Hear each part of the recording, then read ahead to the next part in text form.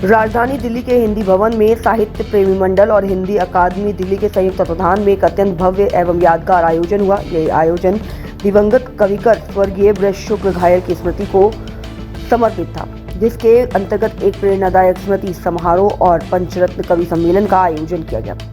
कार्यक्रम का मुख्य आकर्षण कविवर ब्रज शुक्ल घायल काव्य रत्न सम्मान रहा, जिसमें प्रतिष्ठित कवि अनिल अग्रवंशी को सम्मानित किया गया। उनकी साहित्य सेवाओं और विशिष्ट काव्य प्रतिभा को देखते हुए उन्हें यह सम्मान प्रदान किया गया। कार्यक्रम की अध्यक्षता पद्मश्री सुरेंद्र शर्मा वरिष्ठ हास्य कवि ने की, जबकि मंच संचालन की जिम्मेदारी ब्रज शुक्ल घायल के सुपुत्र हास्य व्यंग कवि डॉक्टर प्रवीण शुक्ल ने बखूबी निभाई। उनकी संचालन शैली ने पूरे कार्यक्रम में उत्साह और हास्य का माहौल बना दिया।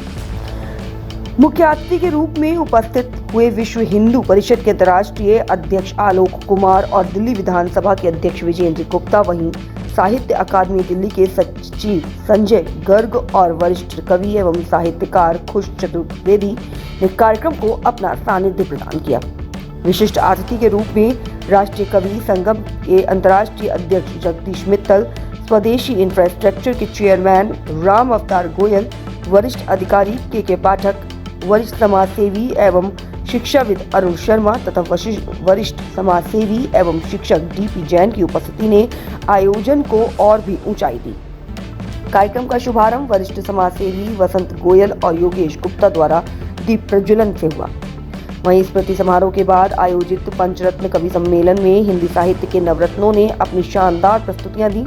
अनिल अग्रवंशी, अशोक चारण, भूमिका जैन, रोहित चौधरी, धर्मवीर धर्म, इन सभी कवियों ने अपनी ओजस्वी हास्य और श्रृंगार रस की कविताओं से श्रोताओं का मन मोह लिया और सभागार में उपस्थित दर्शकों को देर शाम तक बांधे रखा।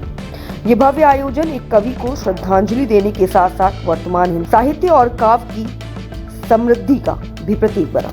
अपने पिता के यश को बढ़ाए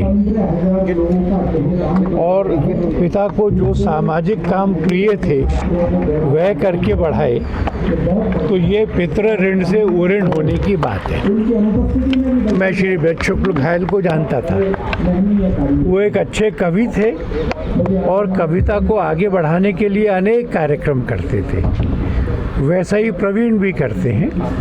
नवोदित कवियों को भी आगे लाने के लिए प्रयत्न करते हैं, उनका सम्मान करते हैं, उनको मंच देते हैं। मुझे बहुत आनंद है कि मैं इस कार्यक्रम में आया। आज एक वरिष्ठ कवि सर को सम्मानित किया गया है रत्न से, क्या कुछ कहेंगे सर आपके द्वारा? अनिल अग्रवंशी का सम्मान करना बहुत योग्य है।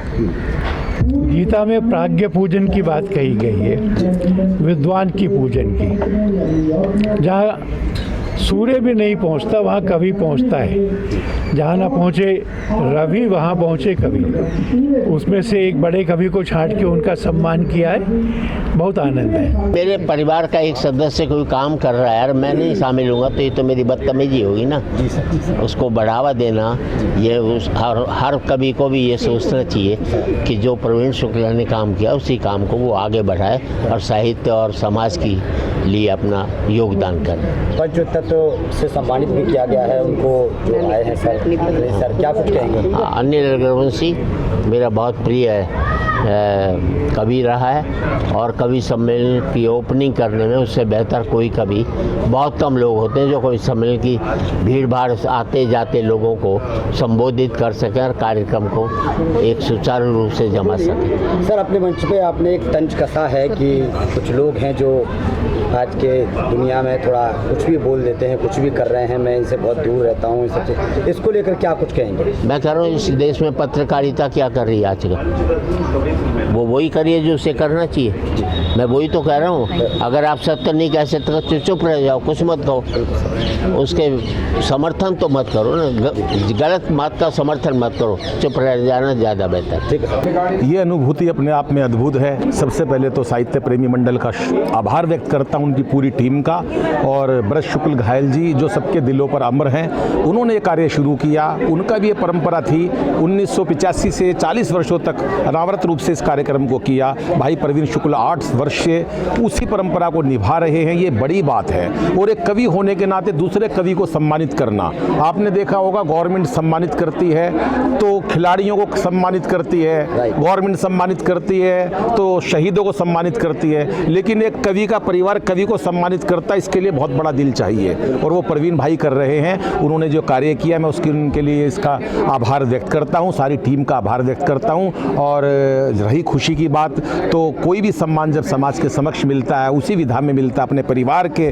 साथ मिलता है, अपने पूरे कुल के समक्ष मिलता है। आदरणीय सुरेंद्र शर्मा जी जो हमारे देश के हास्य सम्राट हैं, आलोक जी का आगमन हुआ जो विश्व हिंदू परिषद के अंतर्राष्ट्रीय अध्यक्ष हैं, उनके हाथों से सम्मानित होना मेरे लिए गौरव की बात है। मैं बहुत आभार और धन्यवाद व्यक्त करता हूँ। सबसे बड़ा सवाल ये है कि साहित्य प्रेमी मंडल लगातार ये सोचता रहता है कि कैसे हम एक कवि को इस मंच पे लाएं और उनके मन की बात को जानें, वो किस तरीके के बहुत अच्छे कवि हैं उनको हम समझें। तमाम सैकड़ों लोग जो हैं वो लगातार 6-6, 7-7 घंटे आप लोगों को सुनते हैं साहित्य प्रेमी मंडल के माध्यम से। इससे कितनी प्रेरणा और कितनी खुशी मिलती है कवि को तो मिलती है। और क्या कवि यही तो चाहता है कि कोई कविता सुन ले उसकी, तो इससे बड़ी खुशी की क्या बात होगी कि कवि को कोई सुन ले। तो ये वैसे खुशी की बात है कि कवि को कोई सुन ले। मैं हास्य कवि हूँ, मैं ज़्यादा देर गंभीर उत्तर नहीं दे सकता भाई साहब। ये जो आपने सवाल किया है तो ये बहुत बड़ा सवाल है। अच्छा लगता है जब लोग सुनते हैं, और यहाँ पर तो मुझे अच्छा इसलिए लगा कि मेरे को लोग हास्य के लिए जानते हैं। मैं जहाँ जाता हूँ वहीं पर डिमांड करते नहीं भाई हास्य सुनाओ, छंद सुनाओ, राजनीति सुनाओ, जोक सुनाओ, हास्य कविता। लेकिन मेरे को इस मंच पर प्रवीण भाई जैसे लोग जिन्होंने माँ कविता के लिए आग्रह किया, आदेश दिया, जिन्होंने हमें कुछ नहीं चाहिए जैसी समाज सुधारक कविता के लिए बोला, ऐसी स्थिति हमको नहीं मिलती। तो प्रसन्न मन ये होता है कि जो हम मन से लिखते वो तो सुना ही नहीं पाते, लेकिन ऐसे मंचों पर हम वो भी प्रस्तुत करते हैं। और इस प्रकार के श्रोता आते हैं कि 5 घंटे बैठने के बावजूद भी वो लगातार उठकर राजी नहीं है कि एक कवि ना जाने आगे और क्या सुनाएगा। मेरे लिए गौरव की बात है, हर्ष का विषय है। हास्य की बातें कुछ भी हो सकती हैं, लेकिन सच्चाई ये है कि ऐसे कार्यक्रम हमारे हिंदुस्तान की संस्कृति, हमारी सभ्यता को जीवित रखते हैं, हमारे साहित्य को जीवित रखते हैं। आदिकाल से कवियों का जो सम्मान था वो आज भी विद्यमान है। प्रवीण भाई जैसे लोग, उनके पिता जिन्होंने ये कार्य किया, उनकी पूरी टीम को मैं पुनः धन्यवाद करता हूँ, आभार व्यक्त करता हूँ पूरी टीम का और आपके मीडिया को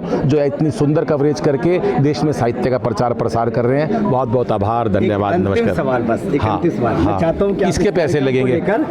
इस कार्यक्रम को लेकर आप 2 पंक्तियाँ या 4 पंक्तियाँ जरूर कहें प्रवीण जी को लेकर, इस कार्यक्रम को लेकर। मैं बेटियों के लिए कहता हूँ क्योंकि प्रवीण बाबू परिवार को बहुत प्यार करते हैं। मैं जब भी उनसे मिलता हूँ वो मेरे एक ऐसे मित्र हैं कवि समाज में, मैं बहुत हर कवि की हर व्यक्ति से उतनी अंडरस्टैंडिंग नहीं होती। प्रवीण भाई ऐसे हैं जिनसे मेरी राजनीति पे भी बात होती है, खेलों पे बात होती है, परिवार पे बात होती है, कविताओं पे बात होती है, व्यापार पे बात होती है। ये एक ऐसे व्यक्ति हैं। और एक विशेष बात मैं आज प्रवीण भाई के बारे में बता देता हूँ, ये इकलौते मेरे को देश में ऐसे कवि लगते हैं जिनका 3 पीढ़ियों से सामंजस्य है।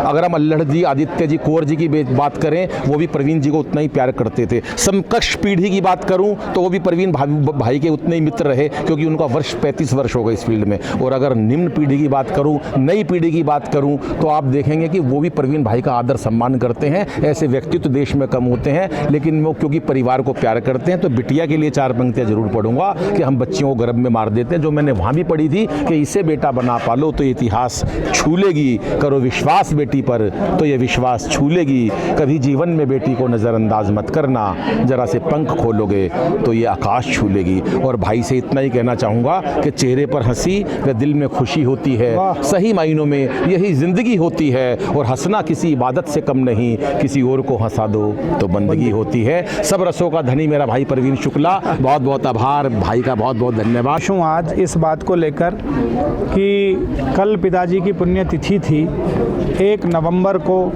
थोड़ा भावुक था मैं, और प्रतिवर्ष उन्हें हम याद करते हैं इस कार्यक्रम के माध्यम से।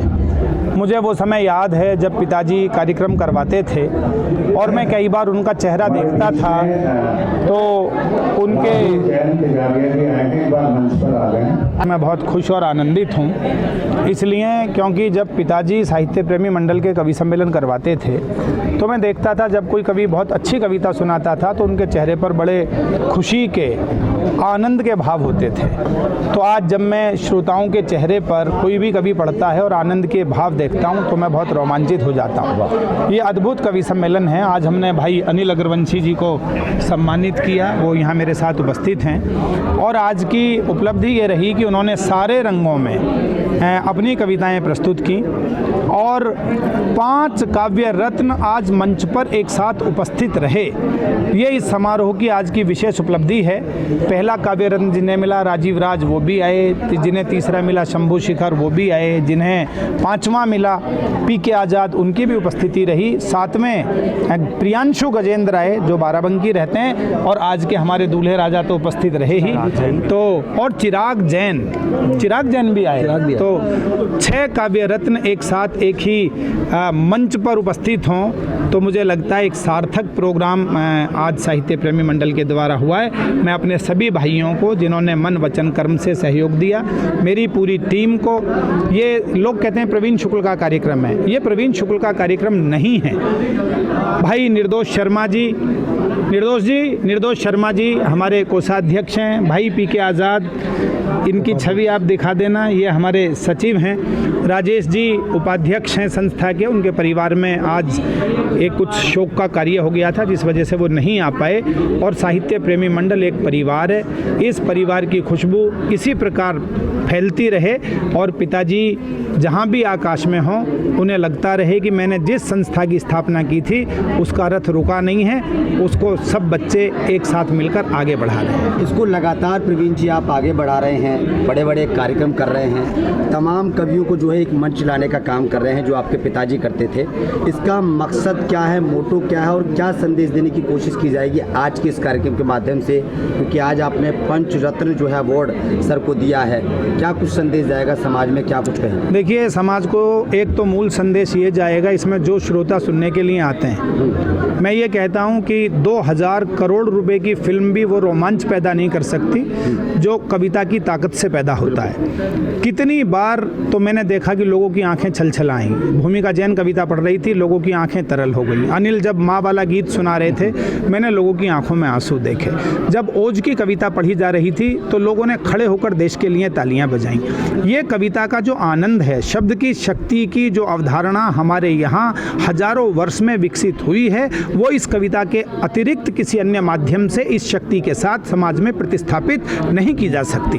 तो उसकी प्रतिस्थापना इस काव्य समारोह के माध्यम से हुई है और साहित्य सत्य को साधने का कार्य करता है, सच्चाई को प्रकट करता है। मुझे लगता है कि जो काम टीवी नहीं कर सकता, जो दूसरे मीडिया नहीं कर सकते, ये संवाद कविताओं के माध्यम से लोगों तक पहुंचा है। तो ये संवाद देश का असली चित्र प्रस्तुत करता है और साहित्य के जो ये यज्ञ है, जो ये हवन है, इसमें इसी प्रकार आहुति डलती रहे तो शब्द की सार्थकता भी सुनिश्चित हो जाती है। देखिए, जब कोई बेटा अपने पिता के द्वारा स्थापित किए हुए काम को आगे ले जा रहा होता है तो आप ये मान के चलिए कि वो अव्यक्त रूप से अपने पिता के ही जो काम हैं उन्हें अर्घ दे रहा होता है। तो समाज में मानवीय मूल्यों के बोने का काम हमेशा से साहित्य ने किया है और एक साहित्य साधक होने के नाते बड़े भाई डॉक्टर प्रवीण शुक्ल जी जो स्वनाम धन्य साहित्यकार हैं, वे अपने पिता के द्वारा बोए हुए इस पौधे को जो उन्होंने बोया है साहित्य के लिए, उसे वटवृक्ष बनाने का काम कर रहे हैं। हम सब हमेशा से उनके साथ हैं इस पुनीत काम में। ठीक है, थैंक यू। ये केवल आयोजन भर नहीं था, ये एक साहित्यिक अनुष्ठान था